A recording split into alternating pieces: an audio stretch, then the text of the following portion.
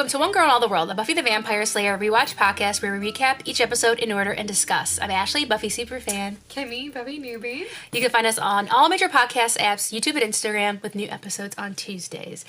So it's the new year. We are recording this early, New Year. but it is the new year. Hopefully it wasn't too stressful. Yeah, hopefully everybody had a good holiday, and now we're back. And they're giving you the best late Christmas present you could have, Orgasm wallpaper. Now available in 69 different shades. Would love some Orgasm wallpaper. It's the gift that keeps on giving. Like, who needs it? We really don't need a man now. You know, like... Oh my god. Okay, I'm going to say more, but I'm going to stop myself. Stop it, Ashley. There is a child listening in the background somewhere. Okay. So we are back with Where the Wild Things Are, which is an episode. See why it's titled that now? Yeah. I thought it was going to be there's a book. Yes. Okay, I thought it was going to be more about the book, but it was not about I mean, there are nods to the book, like the jungle, coming to whatever. But yeah. It's like the X-rated Where the Wild Things Are. Triple X-rated. I mean, this was pretty X-rated for a Buffy episode, to be honest. There was a lot of moaning. I was like, damn. A lot of moaning. Way too much moaning. Like, we get it. We get it, you're boning. Like, we don't need all the moaning. All right, so Where the Wild Things Are originally aired April 25th, 2000, written by Tracy Forbes and directed by David Solomon. And the synopsis is, Buffy and Riley unleash a powerful supernatural force that awakens during a Low House fraternity party and causes everyone's hormones to kick into overdrive, threatening the very lives of Buffy and Riley. In order to free them, the gang must battle the spirits of children from the 1950s who have come back to avenge past abuses. The fact that it's so sexual, but it's all because of children. Yep. That was really weird. Yeah, okay. Their repressed feelings. Yeah, I feel like you could have made it some kind of, like, sex demon. Yep. Or lust demon. Like, why did it have to be children? It's just weird. Also, because they're not even dead. They're just, like, it's their energy. Yeah, they're accountants somewhere. They're out there, like, being an accountant. And then there's also, like, drowning in a bathtub. That's so weird, yep. Okay. Anyway. Very weird. Okay, so we start in a graveyard. Go figure. Where Buffy and Riley are fighting a demon. Yeah, they're like... And a vampire. They're fighting together. They're tag teaming. They're tag teaming, that's exactly what the first of many tag teams in this episode. Oh, of this episode. I thought that was... Okay. No, I meant like sexual. I was trying to make a sexual joke. It landed well, obviously. So they're fighting this demon and a vampire. And they're kind of... Each one's taking one. And they see that the demon ends up helping the vampire up. Which was weird. Which is weird. I was like... I had to do a double take because I was like, wait, is that... I thought that seemed not normal. Mm-hmm. Even like from you watching it, yeah. So, yeah, the demon, she kills the demon and Riley stakes the vampire and they're like, wow, like, that's new.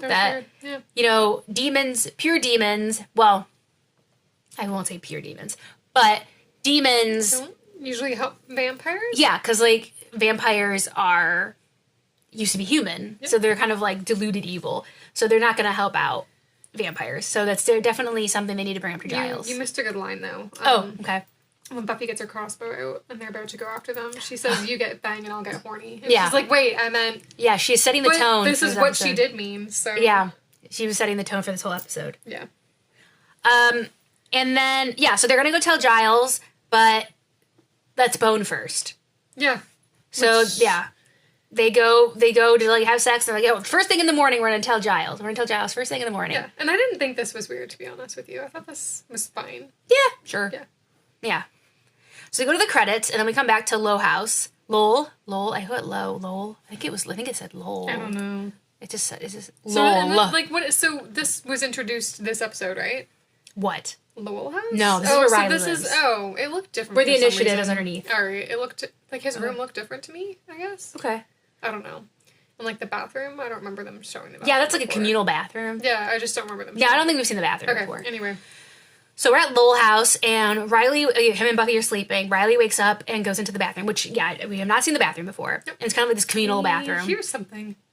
He hears something in the tub, and he pulls back the shower curtain, and nothing's there. It's just a drippy faucet. Yep. So he just, like, makes sure he turns it. Yeah. Nothing there.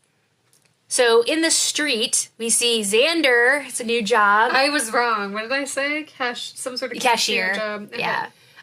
Ice cream truck man. Yeah, ice cream truck driver. He's got a cute little uniform on. It was cute. I liked it, yeah. And for some reason, his girlfriend's with him to his work. His unhappy girlfriend. Yes, Anya is not happy. She's such a sourpuss. She's not happy because they didn't have sex the night before. So this equals to her that their relationship is over. She's totally overreacting. But also, he's like, this has happened before. There have been nights where we haven't had sex. She's like, it's happened only twice before. And I was like, damn. Yeah.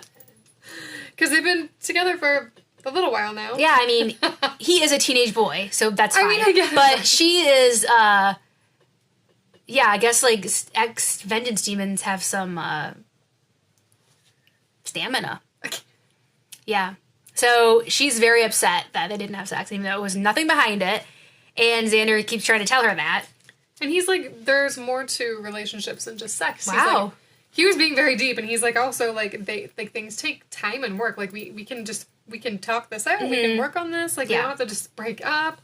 And then she starts going on about how she saw a commercial about erectile dysfunction. Yeah, is that what's wrong with you? What's wrong with your body? Ooh, and he's like, there's no dysfunction here. And they also say that, kind of, we skipped over it a bit, but that he says he's going to Riley's party, and Anya doesn't want to go to the party because obviously it's initiative people, and she's an ex-demon, so she's a bit squirrely about going to the party. He could have been a little more empathetic about that. He's like, they won't care. They'll be too busy flirting with all the girls to notice you, to even notice you. And then she, her feelings were hurt by that. Yeah. What are you saying? Am I not attractive? Yeah, like... Yeah, this is a tough conversation. So Xander kind of gets, like, frustrated and says, okay, let's just have sex right here. And he's in the ice cream truck, and they look over, and there's, like, families and children looking at them. Not awkward at all. Oops. So I just call this a student center. I guess that's what we're calling it now. Lounge. Okay. So it's Buffy, Riley, Giles, Tara, and Willow, and they obviously have told Giles about this, like... Yeah, this demon team. Yeah. And he says, it is very weird that they are working together. He's never, like, really seen that before, so he's gonna have to, like, look into this. Mm-hmm. But they kind of come to the conclusion that it probably has something to do with Adam. It must, because he's new, and he's probably curious about other undead things. Yeah, Adam basically is bridging the gap. He's, like, bringing all these different demons together. Mm-hmm. So they're joining forces, because they usually would be at odds with each other. So this makes them... This is not good for them, like for the Scoobies, because now if all the bad guys are all on the same team and not fighting within each other, then that's not good. So, yeah, I think Adam might have something to do with it. So they talk about, Riley mentions a party, and then Willow invites him? Or, like... Riley invites Giles. Him. Right, okay, so then Giles is like, I have plans at the espresso pump. The espresso pump? For adults. Some adults are gathering, and you guys would have no interest in it. No. So... Interesting. Yeah, it'd be really weird if he went to that party. I mean, yeah. Yeah. So this whole time Buffy and Riley are, like, very touchy and, like... Yeah, the camera keeps zooming in on their hand holding. Yeah, and then they're like, we had to go, like, I have to do something before my class, and they run off and, like, are gonna do it. Like, it's very smooth. And I like when Willow says, like, they're probably gonna, like, they're probably going, and Giles is like, I know. Thanks. Like, I've been to college, yes, thank you. Oh, yeah, no, wait, what did he say, though? I attended university in the Mesozoic era? Yeah. So I know how this works. I remember. Yeah, I remember. He's like, thank you, you don't need to explain it to me. So, back at Lowell House, it's very cold. Forrest and Graham are coming down, and it's freezing in the house. Mm-hmm. And they go past Riley's room, and they just hear Buffy and Riley having sex. Yeah, which is weird. Moaning. I feel like they would be... quiet, or, like, I don't know, they would be more thoughtful about that. No. So then Forrest and Graham go downstairs, and another guy, initiative, I'm assuming, Mason, is making a fire, trying to heat up the house. And they kind of are talking about how Buffy and Riley are up there, like... Yeah, they just seem to have so much energy. Yeah, and they're going to heat up the house. Because they're bunnies. And then, basically, I put orgasm fire! Exclamation point. So it seems like when Buffy escalates, the fire just kind of, like, goes crazy and, like, shoots out of the fireplace and lights Mason's, like, leg on fire. Yeah. His, like, pant leg, and they had to put it out. That was kind of weird. Yeah. So the house is starting to respond. Strange, I didn't even catch the cold thing. I should have caught on to that. Oh my god, they were like, it's so cold in here, it's so cold in here. But I mean, I knew they were saying that, but I just didn't think anything. Oh, right, I gotcha, It didn't make me think. That it was something to do with Buffy Riley. Right, gotcha. So at the Bronze... or outside, actually, like, in the alley. Spike tries to rob Anya. So he jumps out at Anya and he's like, give me your money. And he's like, oh, it's you.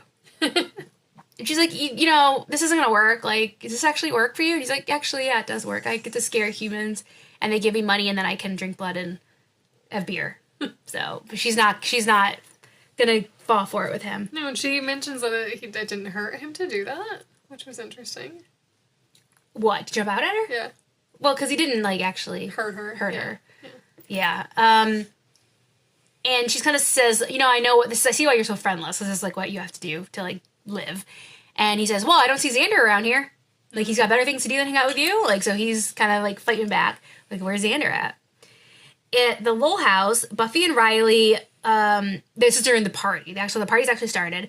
And Buffy and Riley are kind of they're standing with their own group of friends. Yeah, they're with their respective friends, but their friends are each talking in their own little groups, and they're each just staring at each other and totally distracted and not paying attention. I know, it's annoying. If I was their friends, I'd be like, why you just don't even stand here? Leave. This was when I got annoyed. Before I was like, whatever. Like the hand holding thingy, whatever. I was like, okay. I thought it was weird that the camera kept panning to it. Yeah. It's like, guys, they're horny. But now, when they're just having a lot of sex, I was like, okay, whatever. But now I'm just like, what is this? Yeah, it was annoying. Angst. It's like, hormones. Hey, he's from Iowa. He can't be that good. Like, come on, Buffy. I know she has like very limited experience, but... Damn. You know, we know he's like undercover missionary Riley. But we don't know. What we do. I feel like we do know. Okay. Right, Sonny? Yes. Okay, so, Riley's telling them that, you know, Anya's probably not going to come because she was very upset and... Sanders saying? Oh, sorry. What did I say, Anya? Oh, you said Riley. Oh. Riley doesn't care when Anya comes. Yeah. Except for Buffy. All right, so Xander is telling the group that Anya will not be coming because they had a fight and she was very upset, so she probably won't be coming. Yeah. And they can tell that, or Willow at least can tell that Buffy is not paying attention. Yeah. So she uses this moment to confess that she's spilt something on Buffy's peasant top. Yeah. Just to be like, oh, I told you about that. Don't you remember?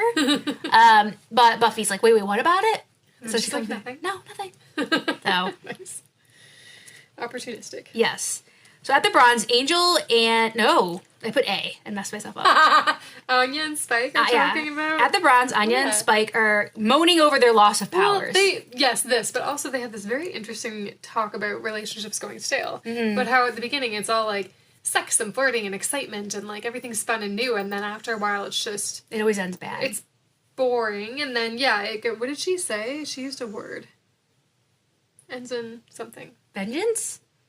Something like that. Anyway, yeah, okay. But anyway, I thought that was just interesting how they're summing up relationships.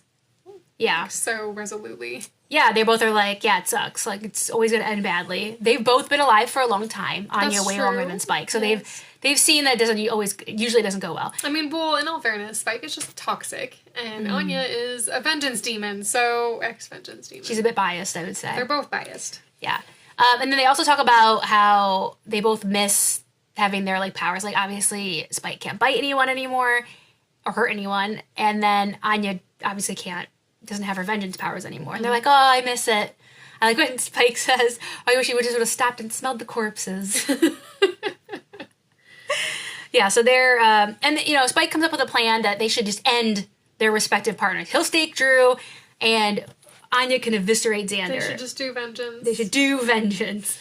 And at the end of the day, they just can't bring themselves to do it. Yep. Which is... Well, he's like, I'll do it later. I'll do it later. Who do we know where Drew is? No. I mean, that's a big commitment. I wouldn't be surprised if we never saw her again.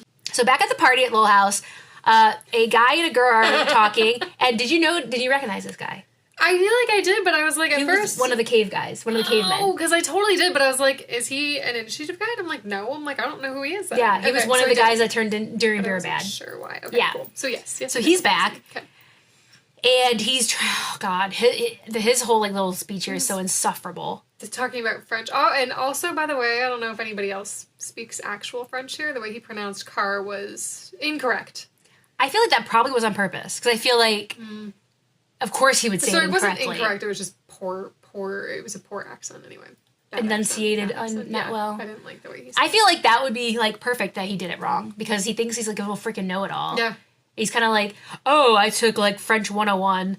The way he's talking about it, And would not be turned on to me. No, I'd be it's get away, insufferable. Get away. So the fact that he gets to touch the orgasm wall is not fair. Well, this girl is like, she's like not lapping it up, but she's like, oh. I mean, she's entertaining his speech or whatever. Gross. Anyway. And so he puts his hand on the wall, and yeah, it's like the orgasm wall.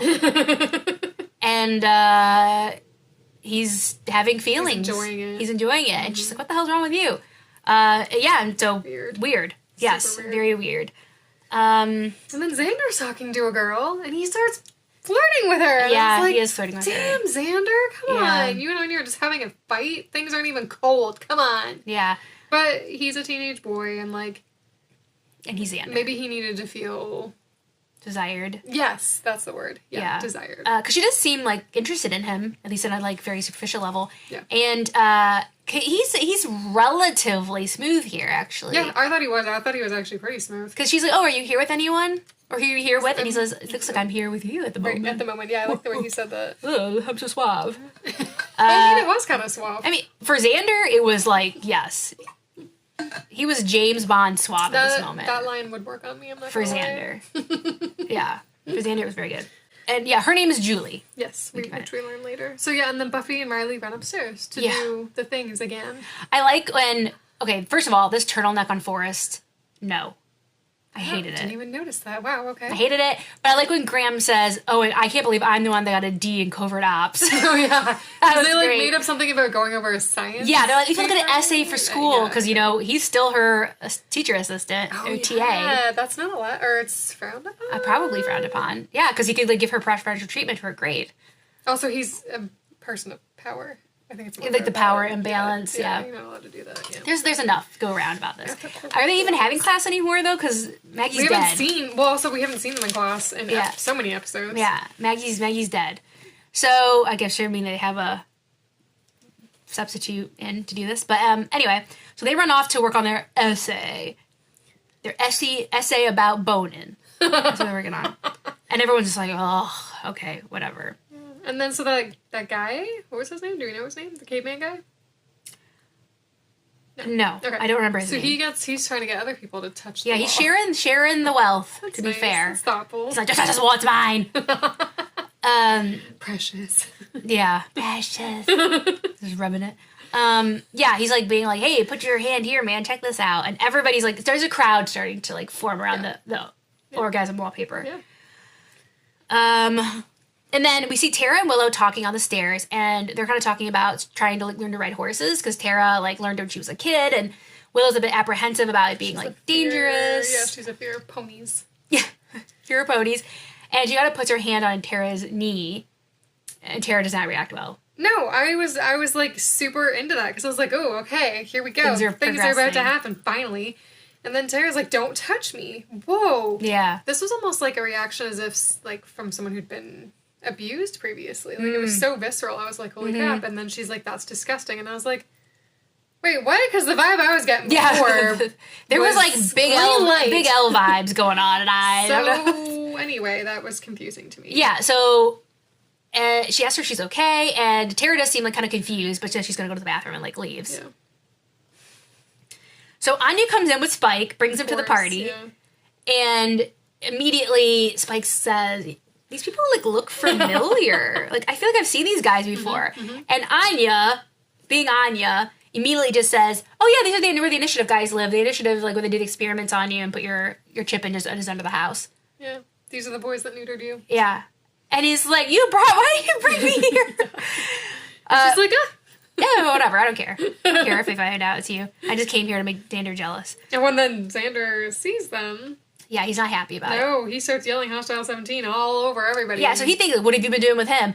Okay, well, she just walked into a room with another guy, and you were actually flirting with another girl. So, typical guy logic. And, yeah, Xander kind of freaks out, and he is like, Hostile 17, and nobody cares. No. Nobody cares. So Spike says, okay, maybe I will stick around here a little bit. And they actually kind of mutually break up with each other in this moment. They're like, no, I'm breaking up with you. No, you're not breaking up with me. I'm breaking up with you. Yeah. So they technically break up. She was totally overreacting, and then he just leaves. Yeah. Because she seems, okay, I could be wrong, but she seems affected by whatever is going on in the show, the episode. Mm-hmm. And then he's not, to me. I don't know if I have to think about that. I don't know if I really see Anya clearly reacting in a way that's not just Anya. Maybe, but I mean, I felt like she was acting like super overly emotional, almost like a teenager. Yeah, she was before they even went to the party, though. I guess that's in true. The ice cream but truck. how do we know it wasn't starting then? Oh, because she wasn't in the house then. Because Buffy and him were maybe you're right. boning, but Okay. it could be up to interpretation. So here's my thought, is that, like, she, for some reason before this party, I don't know, maybe Riley and Buffy were, like, oozing their stuff out to everybody, but, like, Anya was acting kind of weird, Tara was acting weird, but yeah, only in the house. But also Giles, I thought, was also acting weird. Already? Yeah. Huh. Talking about going to the espresso pump thing. But in hindsight, now seeing the episode, can you see why he was being weird about it? Yeah, but I thought when we got there, that was being weird too. I thought he was being weird. Okay. Because that's unlike him. Okay. It is. That's why there's some people are shock acting to it. unlike themselves, but I guess you're right. Anya is kind of just acting like herself. So maybe that's just Anya. Okay. Yeah. Anyway. Interesting. Okay. So Xander walks in on people playing Spin the Bottle, and he sees his friend Julie. Julie is there, and she seems like... Why not join that? Gives him the eyes, like, come and join our 7th grade game circle. These, like, 19-year-olds, 18, 19-year-olds are playing weird, Spin the Bottle. We definitely didn't do that in college. Well, no, you were talking about people acting weird. Like, this is a very childish game. Yeah, Maybe it's the effect of the party. No, this is... Oh, yeah, but it's because of the house, though. Yeah.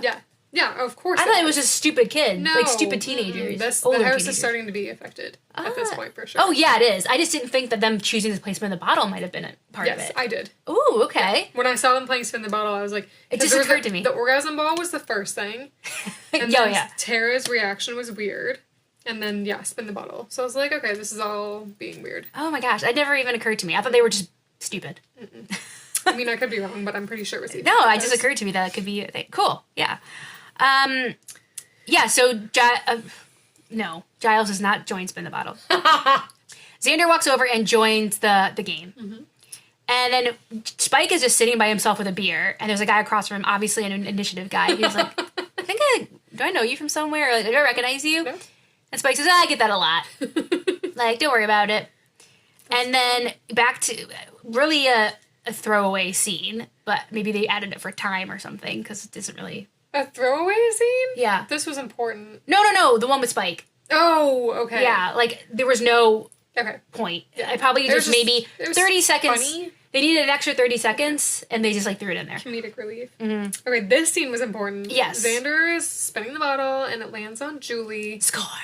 Yeah, and he's interested, and he's having a fight with his girlfriend. They just broke up. Yeah, technically they broke up. He is the bigger person, and he's like...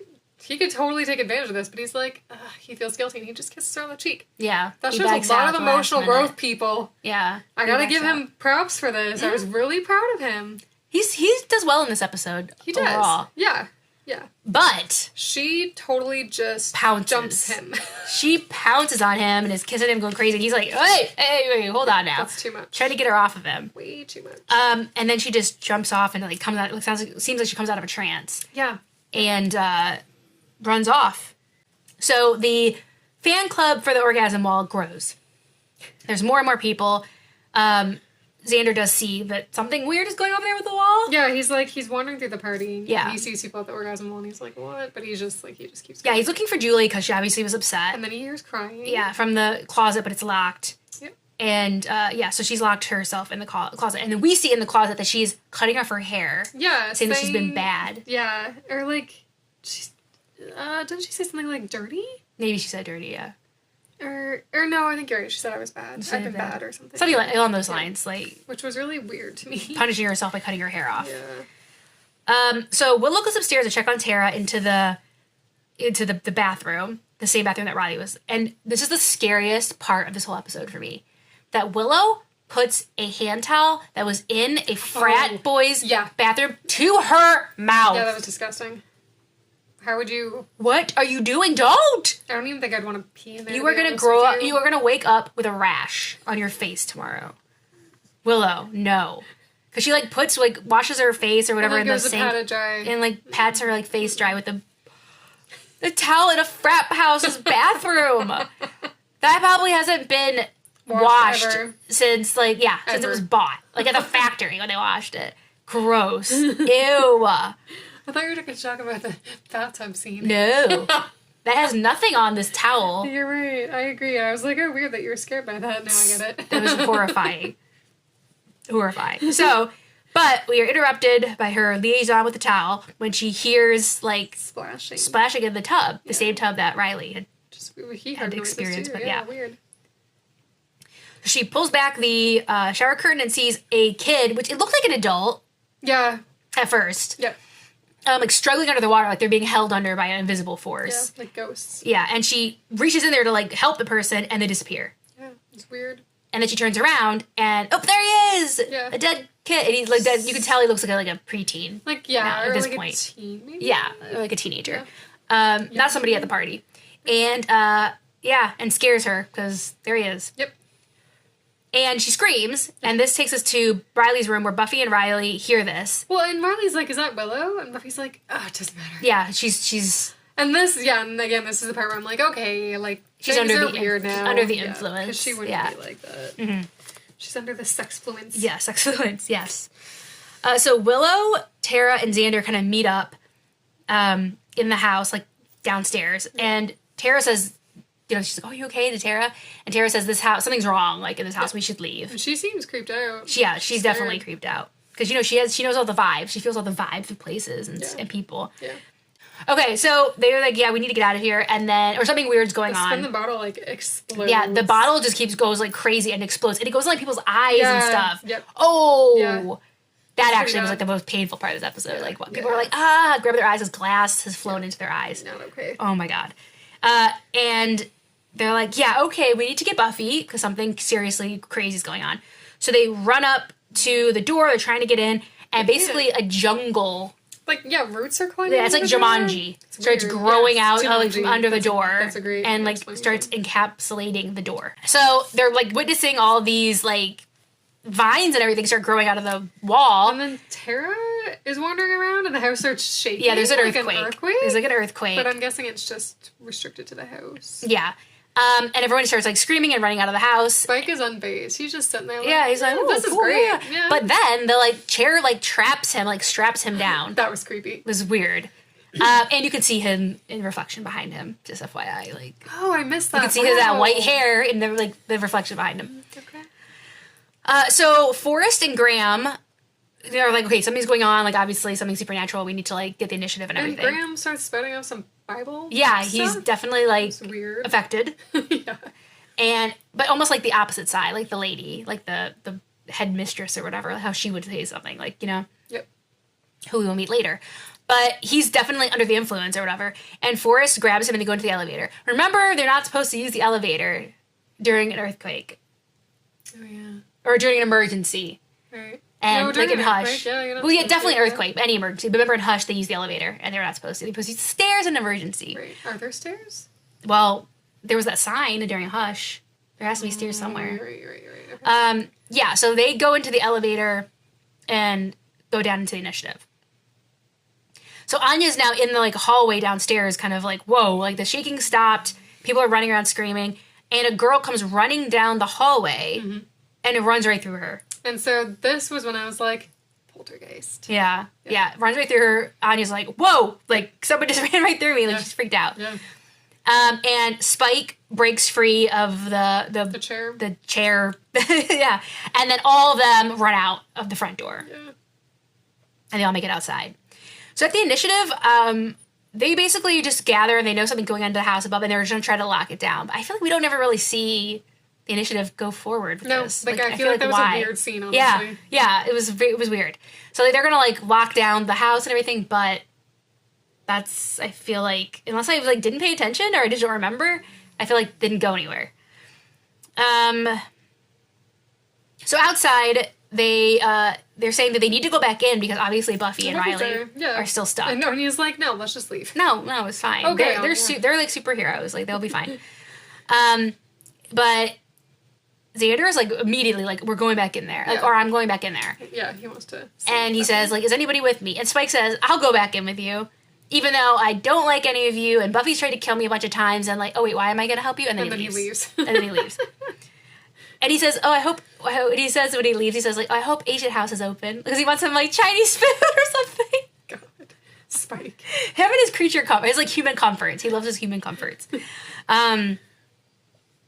So Xander tries to go back in, but the house, like, spits him back out. Yeah, like, which repels that him. is, like, that's a poltergeist nod. Mm-hmm. Yeah. So he gets thrown back out. Yeah. And they're like, oh, hey, watch your time. I think we have to go find Giles. So, we go to the espresso pump. And what do we see? Giles singing at the open mic night. And so, I thought Giles was lip syncing, because I was like, there's no way he sings like that. But it is Giles' apparently, voice. Giles can sing. Yeah. Damn. Like, I told Kimmy before, I was like, oh yeah, that was Anthony Stewart Head singing. And I was like, no. And maybe it wasn't recorded live, like maybe he was lip syncing to his... just assumed to his own voice, but not him. he's a singer. Yes. So I wrote uncharacteristic here. It is. I don't know. I thought he was affected, but maybe not. Yeah, I don't think he was. Okay. But I understand why you would think that. Yeah, okay. Because it is just odd. Doing his grown-up thing. He's just doing his grown-up thing that he was embarrassed, I think, to tell them about. Yeah, which is fair. And they are very... Probably because of how they react. That's I think he knew how they would react. Bella's like, oh, it's kind of sexy. Yeah, they're all, like, shocked. Into it. Except for Xander, who is like having a mental breakdown. He is appalled. And I was thinking Giles is singing, he sees them, he's like, oh shit. But he keeps going. Yeah. He's good. But everybody's kind of into it. So at Lowell House, the jungle is growing. Yeah, those vines are crawling everywhere. Yeah, it's starting to like encapsulate the whole house as Buffy and Riley are like, let's do this again. Let's go again. Yeah, I just can't stop. Again. Can't stop, won't stop. Can't stop. So they're gonna start to go again. So I think it's the library. They're doing all of them are doing research. Trying to figure out what happened. And then Willow comes against the Lowell Home for the Children. Yeah, so she finds a newspaper article talking about, like, before the Lowell House was like a fraternity or whatever it is. Yeah. It was used for the Lowell Home for Children. And like an orphanage, basically. Yeah, basically an orphanage. And it was article was specifically about the house director, Genevieve Holt. And how she, like, won an award for taking care of the children. And Giles asks, oh, when did she die? And Willow says she hasn't died. So they're going to go talk to her. Yeah. So I put, like, house, ? Nursing home, ? Yeah, I don't know. I'm guessing I guess it's her house, I guess. Yeah, I mean, it had crosses and everything everywhere. And that weird old wallpaper. Yeah. Wasn't Orgasm wallpaper, I don't think. No, she would not be for that. Yeah, she would not be. She would just burn the house Pretty down. sure she's never had one. Yeah, yes. It's like dust. Cobwebs. So they go to her house as she was up for morning prayer, because it's probably very early in the morning. And they want to know if anything strange happened. Essentially asking if the house was haunted, but they never use that word. No, and she just goes on about how wonderful she was. Mm-hmm. Yeah, she has a very good opinion of herself, for sure. She's a savior. She's a saint. Yeah, and Giles asked any of the anything happened to the children? Did they get sick? And she said, well, nobody died, if that's what you're talking about. They had flus, like normal sick kid things. And she said, I hugged them when they were good, and I punished them when they were dirty. And then, like, Xander's trying to talk about mud or something. It was Giles. Yeah. Okay. And then she's like, but Anya says, you didn't mean that. Yeah. You meant, like, the dirty, impure thoughts. She didn't want them to be shut out of the kingdom. Yes. Lost to lust. Mm-hmm. Any kind of normal adolescent growing, like puberty, all this stuff, no. Because you were going to hell. Well, also, like, girls preening over their hair. Yeah, you comb your hair, you're a whore, apparently, in this house. You have vanity issues, yes. And she just needed to remove that temptation. Yeah, so she shaved their fucking heads. Oh my god. If you, like, put a bow in your hair, you were Jezebel. But that's not even the worst thing that she did. And then, like, she said, well, what about the bathtub? I think Anya says. She said, well, I did baptisms there, so they could, like, be, like, reborn again. And they're like, oh, you held them underwater, is what you did. Yeah. Which is what we saw happen to that boy. So messed up.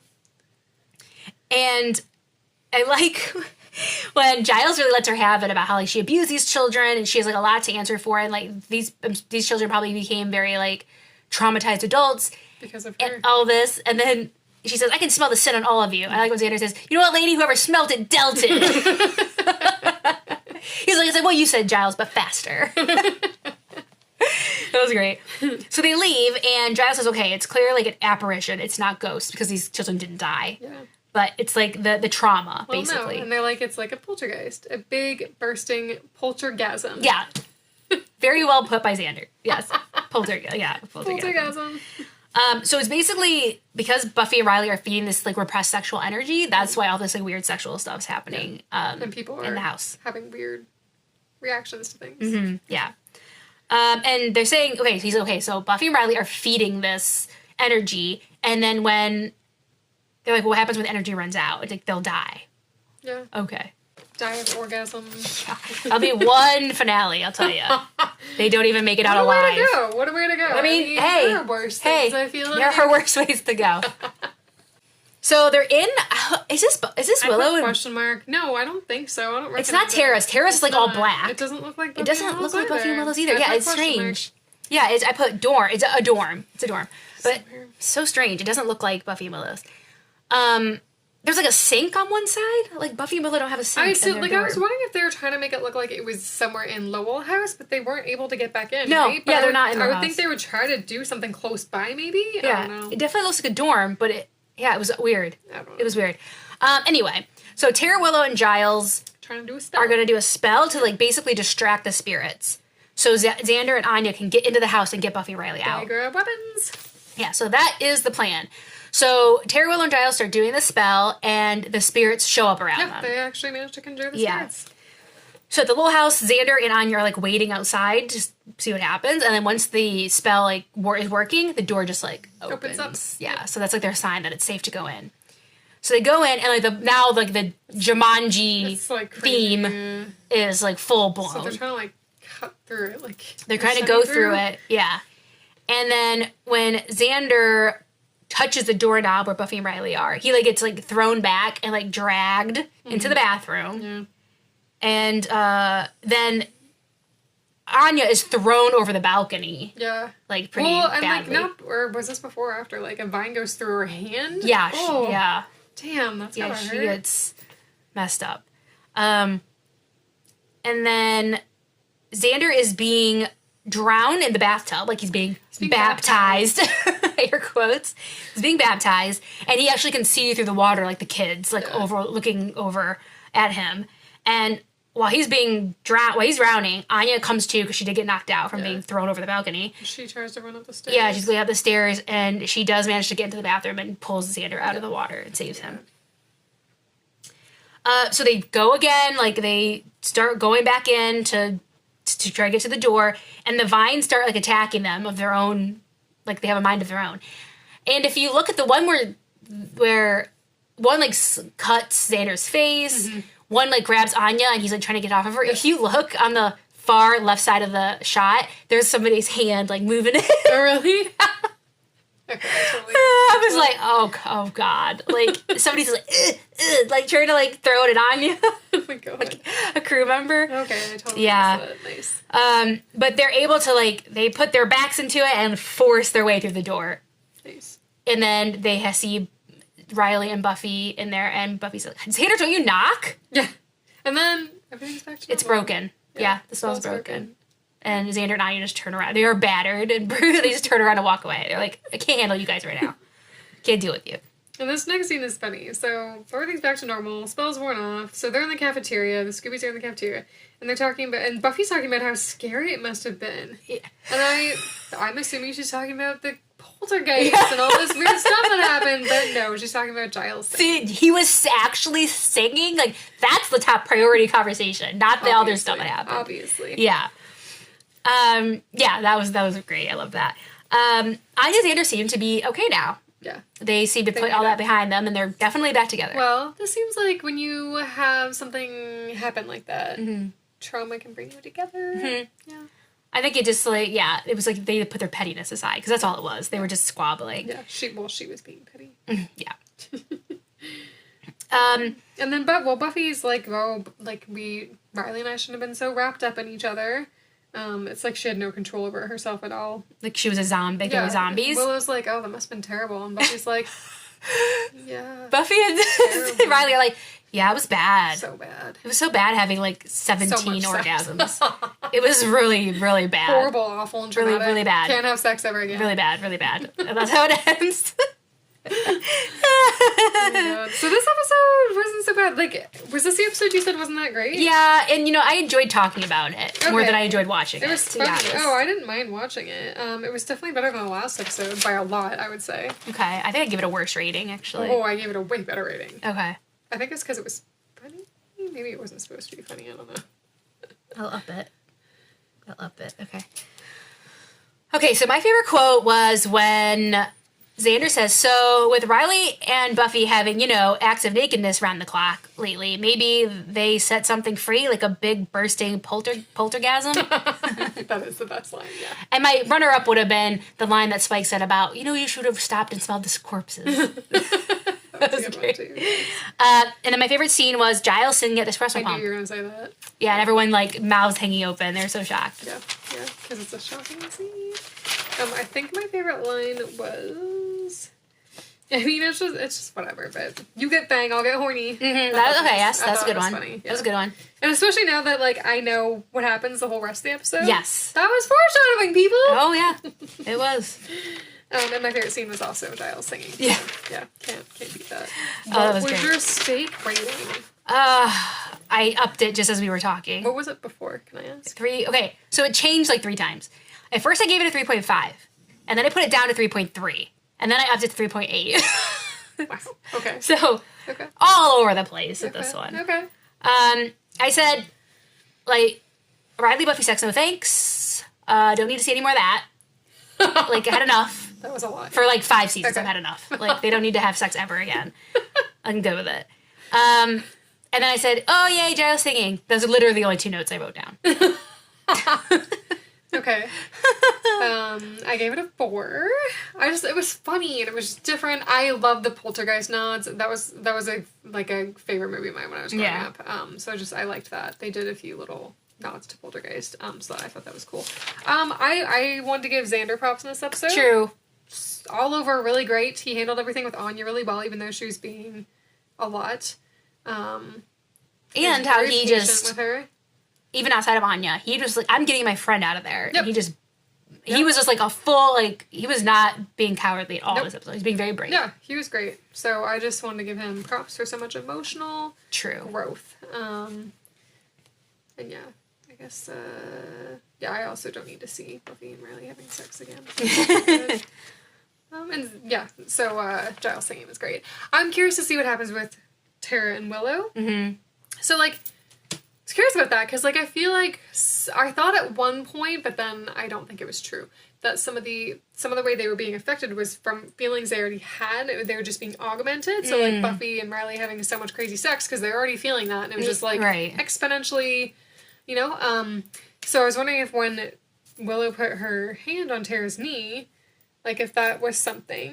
Mm-hmm. So I don't know, but maybe it was just, a weird reaction. The way I see it is that some people the vast majority of people were reacting the hypersexual side. Exactly, yeah. But I think Tara and Graham were going the other way. The Bible way. Yeah. The matron way. Yes. Okay, got it. The head lady or whatever. Cool. The house director or whatever. I'm just curious to know. I wonder why some people were affected that way and some people, Yeah, and it wasn't, equal. No, it didn't make sense. It was kind of random. Yeah. So it wasn't just, everybody just wasn't jumping everybody's bones. I didn't like that. I thought it could have been a little more... Yeah, because it was confusing then. Yeah. Mm-hmm. And I also just didn't... Also, I said before, I wish it just would have been, some kind of lust demon. The kid thing was... That would have been better. Weird. Creepy? It was weird. It was But yeah. Yeah. I don't know. But these poltergeists made this orgasm wall, and I was like... Because it aired after the Jonathan episode, though, that's how I was able to give it a 4. I think I would have maybe lowered my rating had it been... Right. I don't know. Flipped. Yeah. If it had come right after Who Are You or something. Yeah. Yep. Yeah. Yeah, I mean, it was all, perspective of, what you're coming off of and everything. Oh, right. Yeah, so that is Where the Wild Things Are. All right, so our next episode is called New Moon Rising.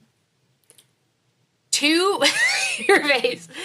Moon, okay. Uh-huh. 2 people join forces in this episode.